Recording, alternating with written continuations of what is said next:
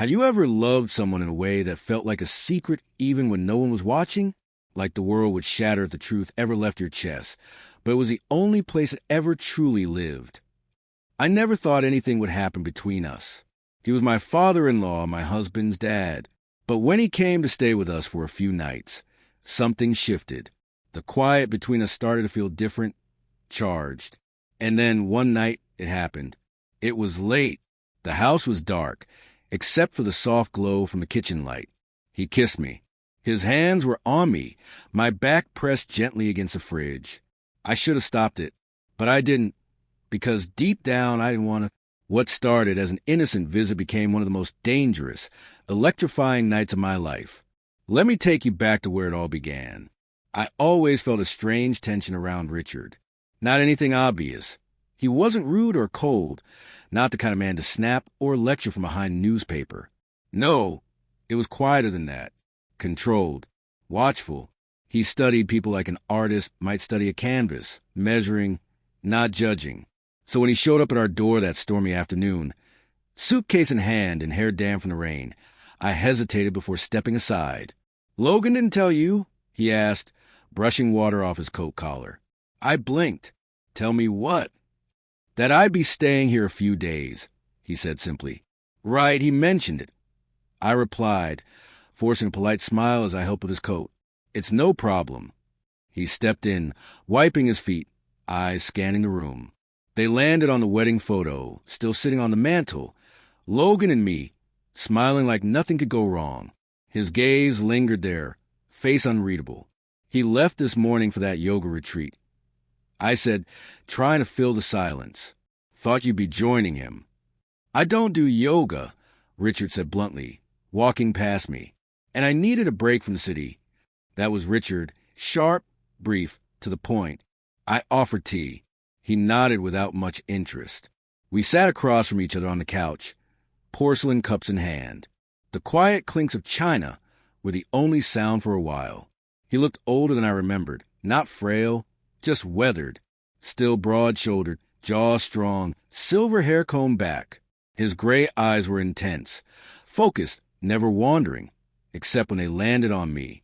"You working from home this week?" he asked, his voice low. "Yeah," I said. "My studio projects are on hold for the holidays. So it's just me here, and now you—" He nodded.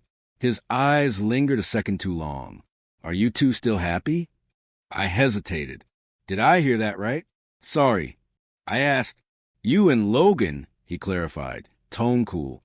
But something about the way he said my husband's name, it wasn't warm. It was distant. "We're fine," I answered carefully. "Marriage changes over time."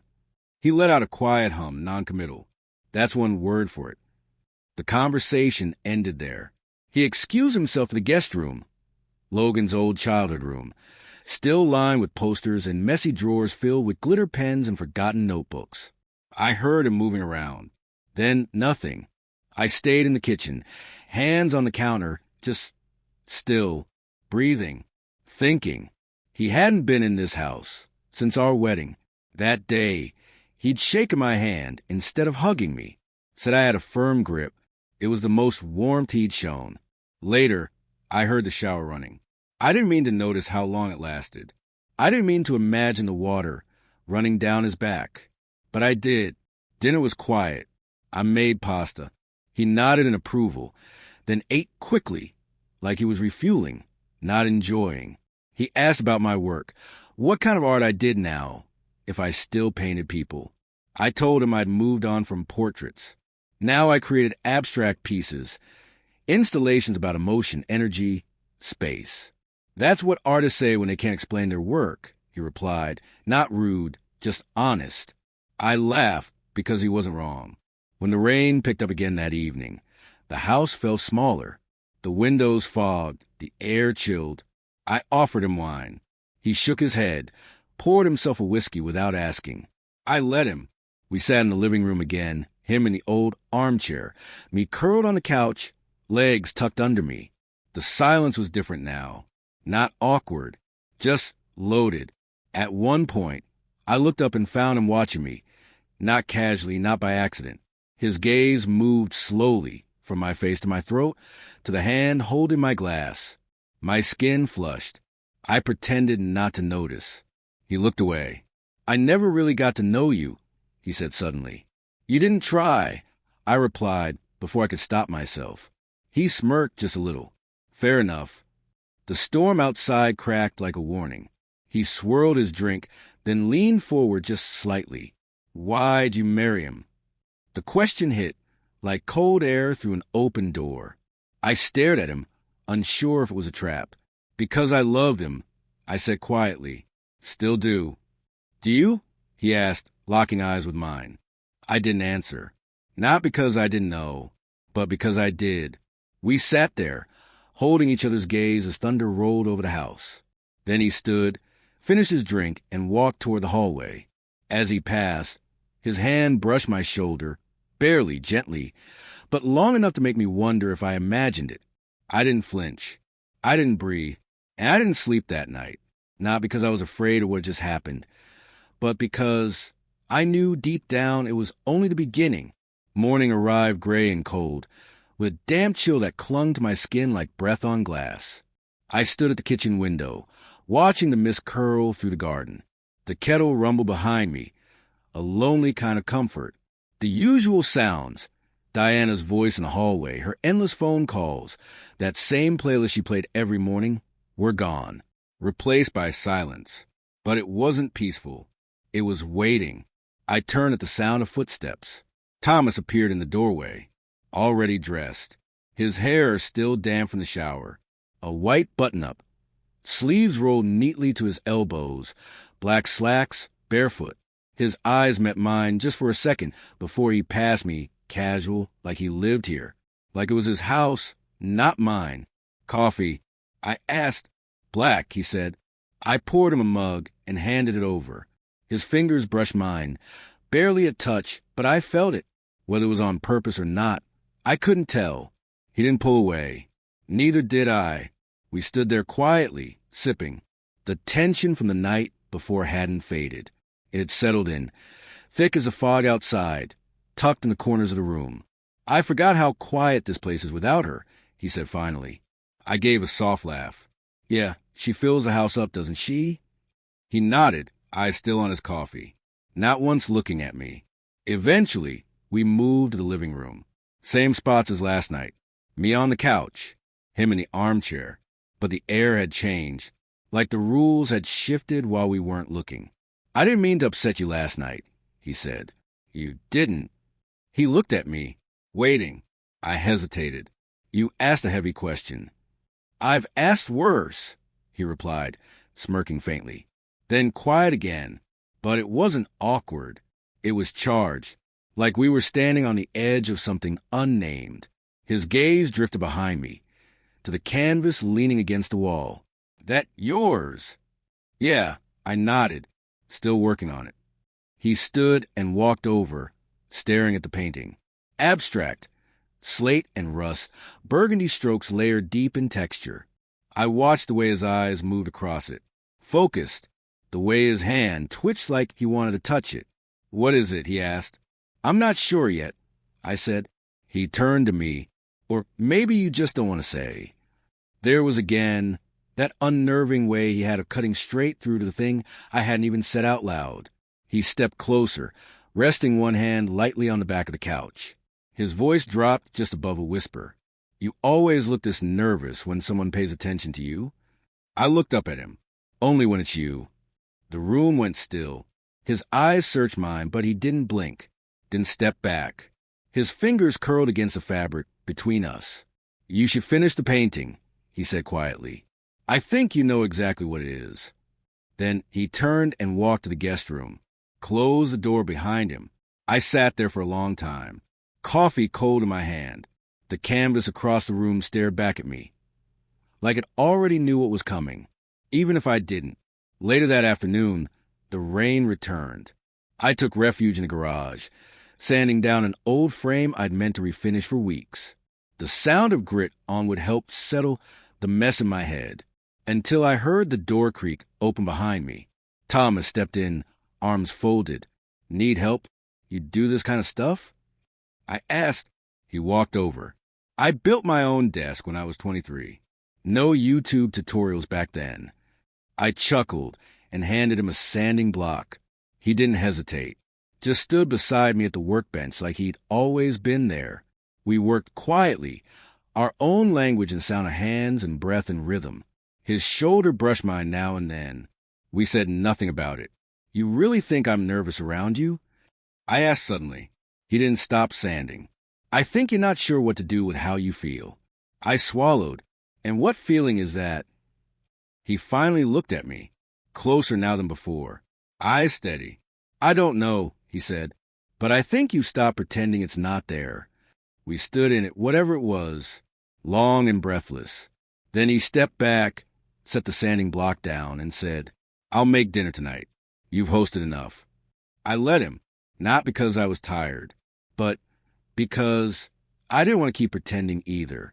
That night, I watched him cook. He moved with quiet certainty, grating garlic, flipping chicken, pouring wine without asking. I sat at the counter, silent, just watching, the way the steam curled from the pot, the way his forearms tensed as he worked. We ate on the couch again, plates balanced on our knees. The television was on, volume low, but we weren't watching. Halfway through the meal, he said it. I don't think Diana knows who you are. I looked at him, confused. What do you mean? I mean, he said, set his plate down. I don't think she ever really tried to. I didn't answer, because part of me agreed, and part of me hated that I did. He leaned back, arm draped along the top of the couch. His fingers hovered just behind my shoulder. You've been patient, he said. Careful, measured, but I see the way you look at me. I froze. He didn't look at me, just kept his eyes on the screen, like he hadn't just said it out loud. And I stared ahead, too, breathing in the weight of it. The room felt full. Not empty, not anymore. I stood first, said something about the dishes, needing to clean up, needing space. He didn't stop me. But when I passed him, his hand found mine, brief, firm, unmistakably deliberate. We didn't speak of it, not out loud. But in that quiet kitchen, I knew this wasn't just a visit anymore. Something else had entered the house. Quiet, sure, inevitable. And there was so much more to come. I didn't sleep that night. Not fully. I lay there, wide-eyed, staring at the ceiling, waiting. The ceiling fan spun in slow, hypnotic circles, its rhythm barely masking the sound of a tree branch tapping against the side of the house. A steady knock-knock, like something waiting just outside the edge of sleep. At some point in the night, I thought I heard the floor creak, just outside my door, but when I opened it, there was nothing, just a hush of shadows and the stillness that lingers right before dawn. By the time the sun finally climbed over the hills, Thomas was already in the garden. I found him out there shirtless, sweat glistening on his back as he worked the stubborn branches of the old mango tree. The shears moved with purpose in his hands, slicing through bark and leaves with calm, practiced motions. His muscles shifted beneath sun-warmed skin that bore the quiet signs of a life lived deliberately, strong, enduring, and strangely peaceful. The air still carried last night's rain, damp and fragrant. Sunlight streamed to the canopy in fractured beams of gold and green, catching the sheen of his sweat, the edges of his breath. I stood there longer than I should have, watching, not just his body, but the way he moved, the way the moment seemed to belong only to him. When I finally walked out with 2 mugs of coffee, he was wiping his forehead with the inside of his arm. I held one mug out. Our fingers brushed. Brief, warm, undeniable. He didn't flinch. Neither did I. Didn't realize I was making such a mess out here, he said, taking a sip and setting the shears aside. You're not? I replied, doing my best to sound casual. Honestly, the tree needed it. We always talk about pruning, but no one ever does it. He gave a slight nod and turned back toward the trunk. For a while, we just stood there in easy silence, the kind that stretches without breaking. Wind rustled the leaves overhead, scattering light like confetti. Then, without turning, he said, "You keep watching me." The words landed with unexpected weight. Clean, direct, true. They cut through the calm like a wire pulled taut. I opened my mouth, but nothing clever came out. I wasn't. He turned to face me, one brow raised with quiet amusement. I sighed. Okay, maybe I was. You've just been different. Not what I expected. A faint smirk curved at the edge of his mouth. And what exactly did you expect?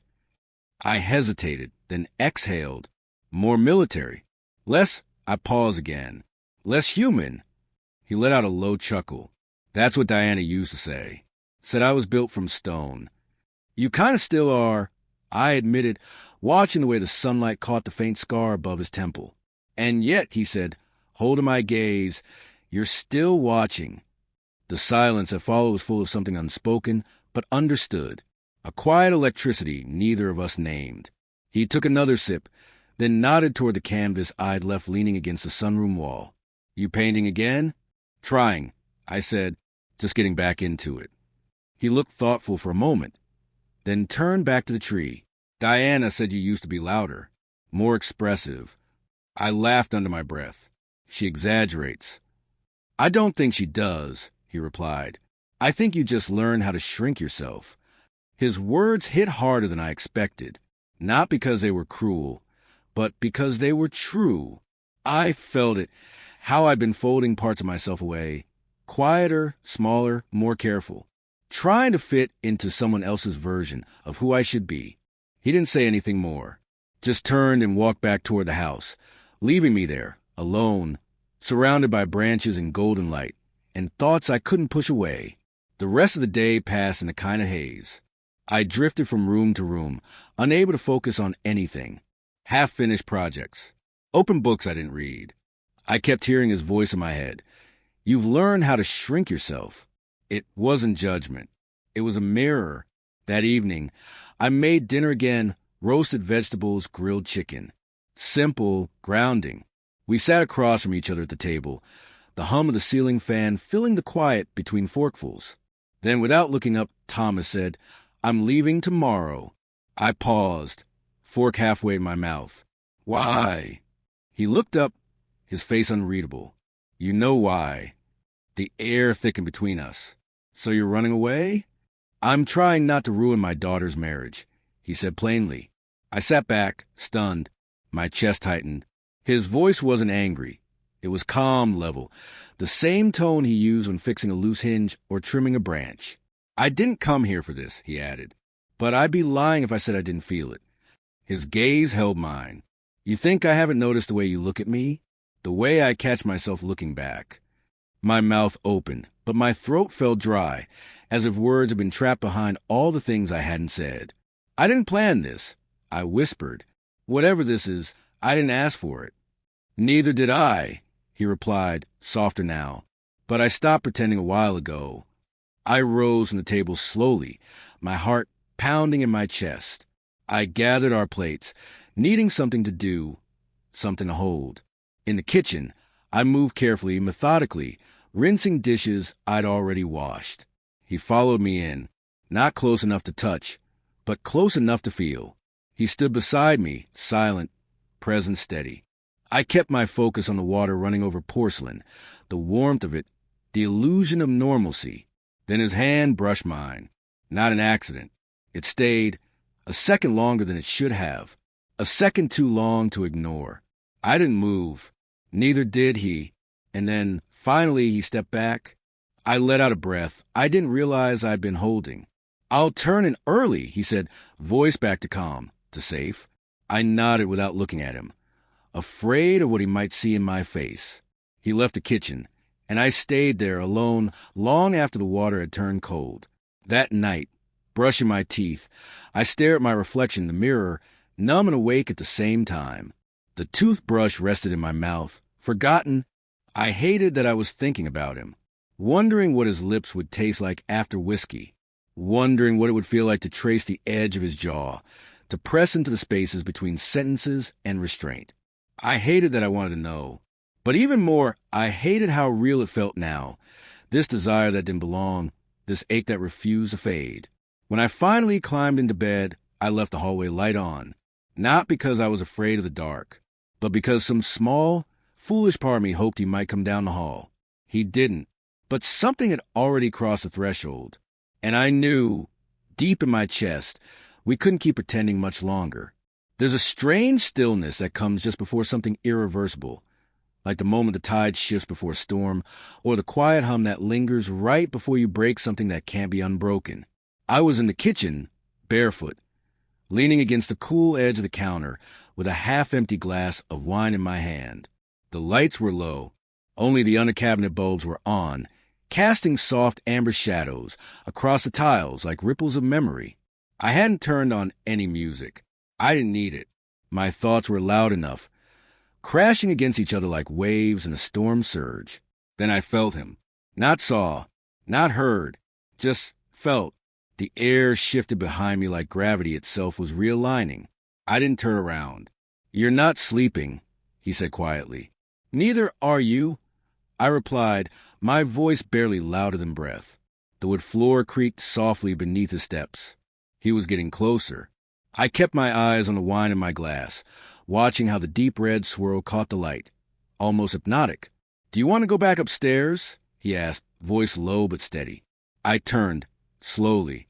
He was standing just a few feet away, still in the same dark gray shirt from dinner, now untucked, the top button undone, his hair slightly tousled. His eyes, those steady, searching eyes, locked onto mine. "No," I said, truth blooming in my chest like something dangerous. The silence that followed wasn't empty. It was thick, charged, alive with all the things we'd never dared to say. It trembled between us, heavy with unspoken truths. He took a step forward, then another. Now we were toe-to-toe, standing in the center of the kitchen like two people caught at the edge of a cliff, neither sure whether to jump or retreat. The hum of the refrigerator was the only sound between us. "I don't know what this is," I said softly, "but I'm done pretending it's nothing." He reached up first, fingertips brushing the side of my face like he was testing the line between caution and surrender. I didn't flinch. "I wanted to do this since the second night," he whispered, even though I knew I shouldn't. I nodded, breath catching my throat. "I know." His lips met mine before I even saw him move. It wasn't rushed. It wasn't wild. It was slow, deliberate, like he'd rehearsed this in his mind 1,000 times and didn't want to miss a single detail. His hand slid around the back of my neck, grounding me in place. My hands found his shirt, clutching the fabric like it was the only thing keeping me upright. We broke apart just long enough to breathe. Then it happened again. This time more urgent. Less fear, more hunger. His mouth claimed mine, then softened again. Teasing, retreating, returning. I pressed him back against the wall beside the fridge. The cool metal vibrated beside us, grounding us in the moment. His breath hitched when I touched his jaw, my thumb brushing over the stubble I'd only noticed in passing before. "You should stop me," he whispered against my lips. "I don't want to," I replied. "You should anyway." I leaned in, my forehead resting against his. "Then stop me?" He didn't. Instead, he pulled me closer. We didn't make it to the bedroom. Somewhere between the second kiss and the third, my wine glass clinked softly against the counter. His hand slid under my shirt, slowly, reverently, like he was still trying to convince himself this was real. My heart pounded so loudly I could barely hear the whisper of his breath. We moved to the kitchen like it was unfamiliar terrain, like we had to map it with our bodies, relearning it, relearning each other. When he lifted my shirt over my head, he paused. His eyes searched mine in the low light, looking for hesitation. Regret. There was none. I kissed him again, deeper this time, and that was all the answer he needed. We didn't rush. We let it unfold, slowly, silently, in stolen moments between sighs and half-whispered names. The weight of what we were doing pressing on us from all directions. But it didn't stop us. If anything, it made everything more intense.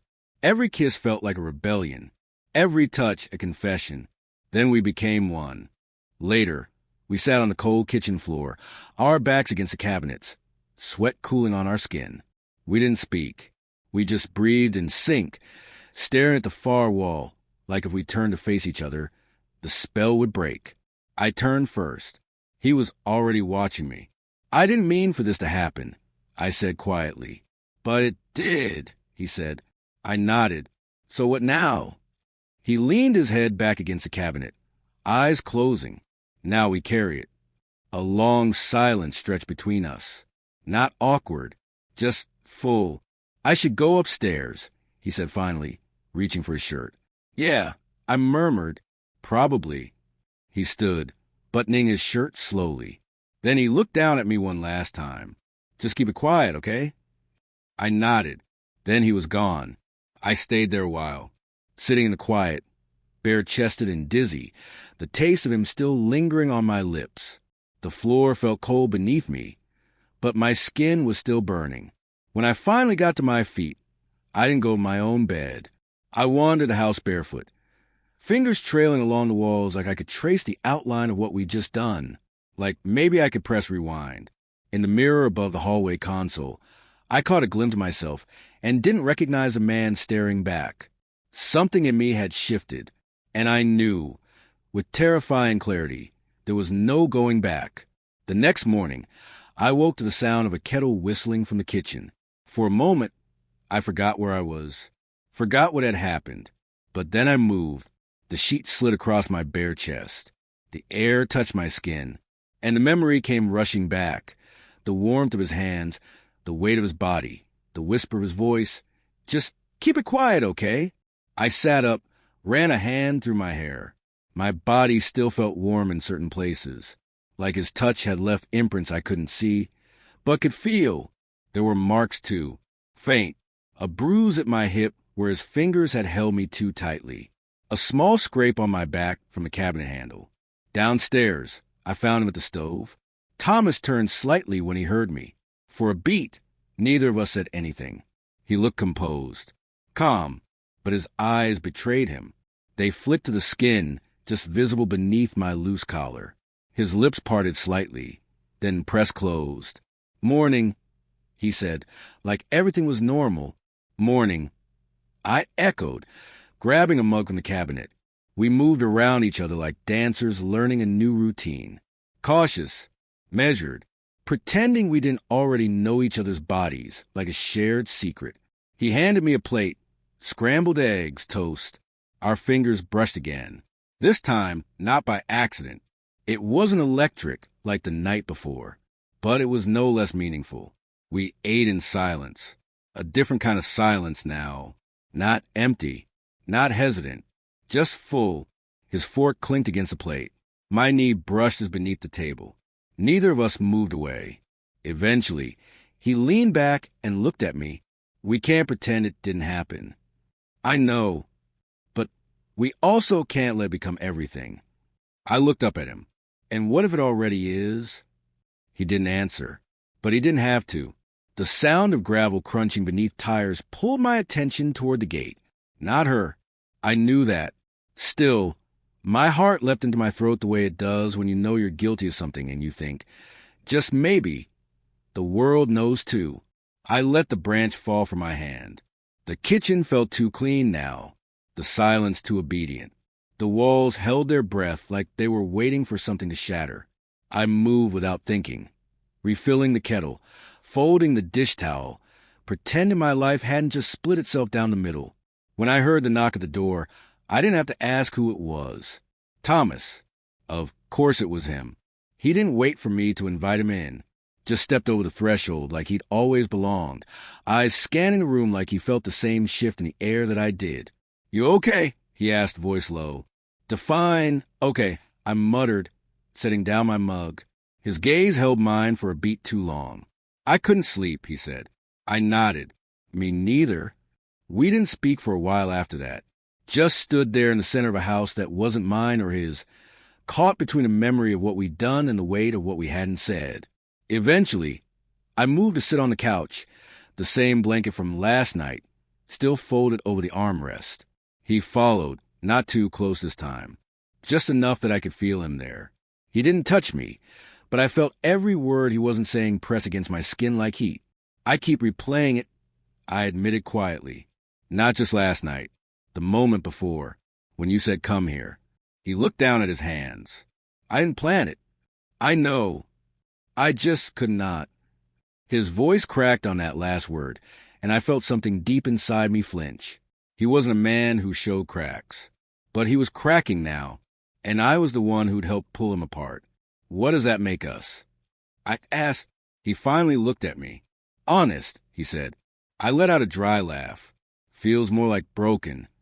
He shifted closer then, cautiously, like he wasn't sure I'd let him. I'm not sorry, he whispered. I didn't say anything, because I wasn't either. I should be. I finally said, but you're not. He knew. He always did. We sat there for what felt like forever, neither of us moving, like if we were still enough, the world would stop demanding answers we didn't have. I don't want to hurt her, I said. Neither do I. Then what the hell are we doing? He didn't have an answer, just reached for my hand and held it like he'd been waiting years to do it. It was stupid. It was reckless. And it was real. His thumb moved slowly along my knuckles, tracing the outline of bones I hadn't realized ached until he touched them. We can't stay in this house, I said quietly. Not like this. I know. I don't know where to put it. All of this. Where it fits. It doesn't, he said. Not in the life you built before me. I nodded, because he was right. Nothing about this belonged to the world I'd lived in before he came back. It was like he'd walked in, and everything familiar had shifted by just a few degrees. Still the same house. Still the same walls. But the angles were wrong. Tilted. Dangerous. I should go, he said, finally releasing my hand. But he didn't move. You keep saying that, I said, but you don't. He stood anyway, slowly, like his body didn't want to listen to the logic his brain was offering. At the door, he paused. I'm sorry I showed up, and I'm sorry I don't regret it. Then he left. No slam, no footsteps running, just the sound of a door that knew too many goodbyes. I didn't follow him. The next few days passed in a blur of routines I no longer trusted. Wake up, coffee, pretend, sleep, repeat. I kept thinking I'd text him, that I'd say something to close the gap, even if just for a moment. But every time I picked up my phone, my fingers stilled over the screen. What was there to say? Miss you? I'd already had him, felt him, known him in a way I couldn't unknow. Diana called the night before she was supposed to come home. Her voice was warm, relaxed, full of sunsets and sand, and stories about people she'd met on a hiking trail. I listened. I nodded. I said the right things. And when she told me she couldn't wait to be back, I said, me too. It wasn't a lie. Not exactly. The morning she returned, I watched her pull into the driveway from the kitchen window. I saw the way her face lit up at the sight of the house, the way she hugged herself against the breeze, like she was wrapping herself in the comfort of home. She smiled when she saw me. I kissed her like nothing had changed. And maybe to her it hadn't, but I could still feel the echo of Thomas's hands on me. Still hear the way he whispered my name like it meant something holy. That night, as she unpacked, I stood in the doorway watching her fold her clothes into drawers we shared. She looked up and grinned. Everything okay? I nodded. Just tired. I said, come to bed. Yeah, in a minute. She kissed my cheek and left me in the hallway, alone again with all the things I couldn't say out loud. The guest room door was cracked slightly open. I pushed it gently. Stepping inside, the air still carried the scent of him, though faint now. Time had done its part, but not enough. I stood there unmoving. The sheets were freshly washed, the bed remade. But I remembered the way they looked tangled beneath us, the way our bodies had fit in that silence like puzzle pieces that never should have been pressed together, and yet did. I didn't cry. I just breathed, one long inhale, and let it out slow, because I knew now this wasn't something that would go away. Not tomorrow. Not ever. Thomas wasn't a moment. He was a rupture. And the worst part? I didn't want to seal the break. I wanted to fall into it. The sound of tires on gravel pulled my gaze toward the gate. For a second, my breath caught in my throat. I thought it might be him. It wasn't. Of course it wasn't. He said he needed space. Said we shouldn't speak for a while. Said it was better if this never happened again. But even as he said those words, Even as his mouth formed them, his eyes betrayed him. Because you don't look at someone the way he looked at me and pretend it was just a lapse in judgment. You don't hold someone like that, like you're afraid letting go might shatter you both, and act like it didn't matter. He'd be back. Maybe not today, maybe not tomorrow, but eventually, because something like that doesn't just disappear. Days passed. Diana returned. Her presence swept through the house like a tide rolling back in, warm, fragrant, full of stories about salt air and sunsets and little trinkets from coastal shops she knew I'd like. Her laughter echoed off the kitchen tiles again. Her hands found mine easily. Familiar. Soft. She'd missed me. I could feel it in the way she kissed my shoulder before bed, the way she looked at me like she was searching for something she hadn't even realized had gone missing. I held her, slept beside her, but every night I turned my back to her in the dark, eyes open, staring at the ceiling fan spinning overhead like it was keeping time for a silence I couldn't share. She asked once if I was okay. I smiled. I lied. That following weekend, we hosted dinner. A few friends, her sister, neighbors from 2 doors down. Her father didn't come. No explanation. No apology. But his absence said more than his presence ever could. Weeks later, when the house had settled again, I was alone in the studio, moving books, dusting shelves I hadn't touched in months. That's when I found it. A small envelope, cream-colored, thick paper folded with care, tucked inside the spine of an old art book. No name, just that handwriting, sharp, slanted, unmistakably his. Inside was a note.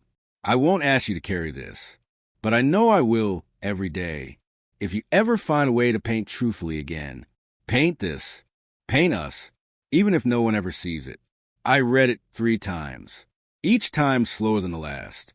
Then I tucked it back where I found it, like it belonged there, like it needed to stay hidden until I was ready. That night, I sat in front of a blank canvas for 3 hours, brush in hand, chest full, hands still, because I didn't know how to paint something I hadn't forgiven myself for. Not yet, but I would, eventually, because some truths don't get spoken out loud. Some loves don't get claimed the way they deserve to be. And some moments, rare, forbidden, impossible moments, don't fade. They stay, not in photographs, not in text messages, but in the way your heart stumbles when you hear their name, in the ache behind your ribs when you smell their cologne in a crowded store, in the silence between you and the person you promised forever to when you realize that part of you belongs to someone else, and maybe always will. This was supposed to be the end, but it wasn't, because no matter how many times I tried to tell myself it meant nothing, his touch, his voice, the way he looked at me, still here, still burning. If you've ever crossed a line you couldn't erase, if you've ever tasted something too beautiful to regret, but too broken to keep, tell me your story in the comments, because I'm still trying to figure out what to do with mine. If this story touched something in you, don't forget to like, subscribe, and share it with someone who needs to hear it. And remember, some love stories don't end. They just change form. Until next time,